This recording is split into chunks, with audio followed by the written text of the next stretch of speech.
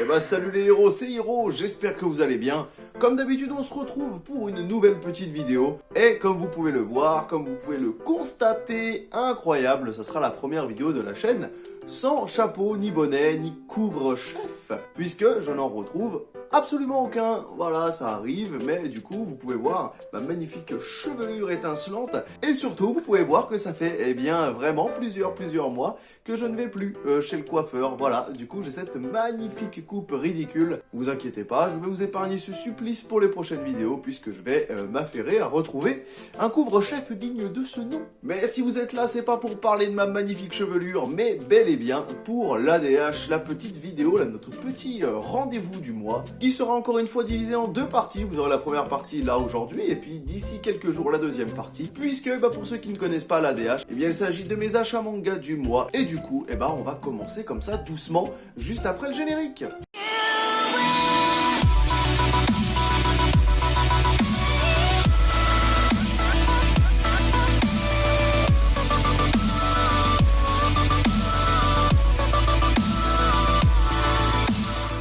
Avant de commencer les achats manga, désolé encore pour cette luminosité là qui est totalement blanchâtre.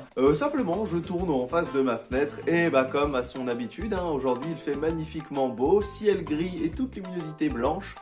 Donc ce qui fait que le rendu à la maison est dégueulasse. Mais commençons du coup les achats manga du mois et on va commencer doucement avec Eden Zero, le tome 12. Eden Zero, donc un manga que je vous ai déjà proposé plusieurs fois sur la chaîne, que je continue comme ça de lire et qui est de plus en plus stylé. Là je trouve vraiment qu'au niveau de la première de couverture, elle déboîte comme d'habitude, je vous la mettrai en surimpression.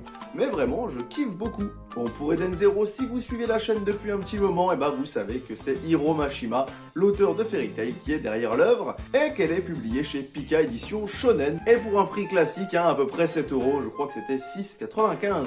Je vous mettrai encore des petites pages comme ça du manga pour vous faire une idée du style de dessin si vous ne connaissez pas. En attendant, moi je trouve que c'est vraiment un manga que j'apprécie à lire comme ça. C'est une petite lecture tranquille, un peu dans la même veine que Fairy Tail, mais qui traite de sujets totalement différents. Là, on est dans l'espace, il y a des petits trucs galactiques et tout, c'est assez sympa. Donc voilà, Eden Zero, si vous aimez les petits shonen tranquilles, je vous le conseille. On continue les achats manga avec un dernier tome, et oui, ça y est, je viens de terminer une nouvelle série, mais en même temps, c'était pas bien difficile puisqu'il n'y avait que 2 tomes. Je vous parle bien sûr de Ni no Kuni avec le tome 2, et d'ailleurs c'est encore écrit ici, dernier tome. Alors Ni no Kuni, comme je vous l'ai dit, c'est un manga en seulement 2 tomes, et je pense que c'est surtout un manga qui sert de promotion pour faire la pub un peu de tout ce qu'il y a autour de Ni no Kuni, en particulier des jeux vidéo.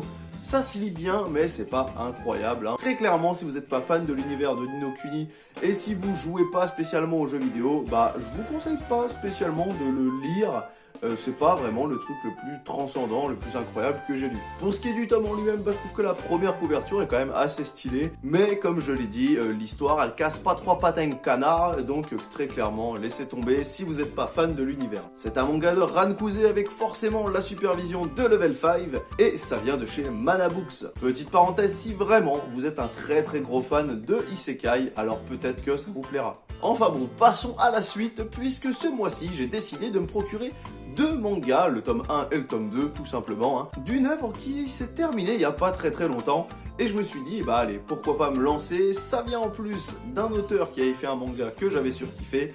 On va parler aujourd'hui, je vais vous présenter Platinum End, le tome 1 et le tome numéro 2, voilà tout simplement. Alors Platinum End, comme je l'ai dit, c'est un manga qui est scénarisé et dessiné par l'équipe de Death Note. Donc on retrouve au scénario Tsugumi Ohba et au dessin Takeshi Obata. Alors très clairement c'est quelque chose qui va vous faire penser à Death Note en termes de dessin déjà forcément, mais aussi en termes d'histoire, puisque là le héros principal n'est pas suivi par un Shinigami, un dieu de la mort, mais par un ange. Mais ça ressemble quand même pas mal en termes de mise en place. Pour l'instant j'ai lu que les 2 premiers tomes, donc c'est vraiment je pense les bases de l'histoire.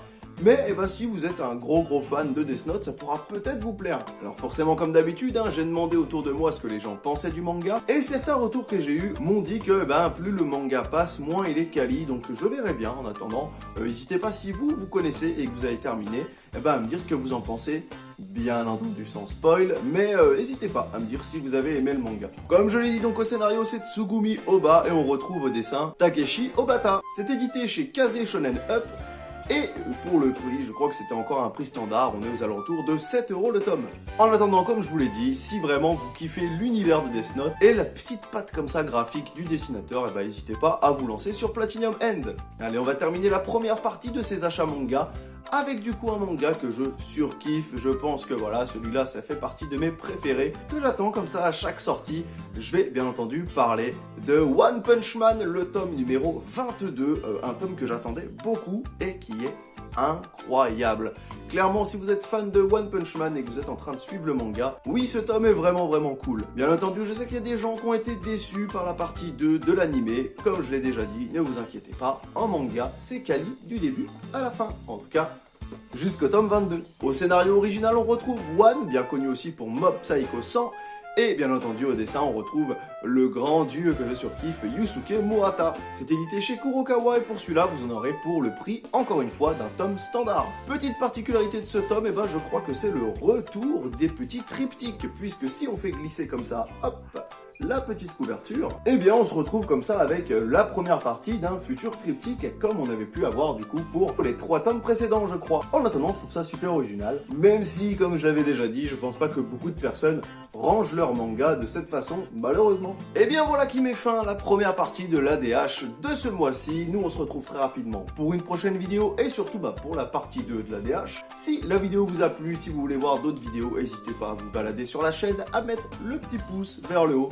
à vous abonner, c'est gratuit, ça mange pas de pain, mais ça aide à soutenir la chaîne, donc voilà, n'hésitez pas. En attendant, c'était un plaisir de vous retrouver, et comme d'habitude, c'était Hiro pour vous servir.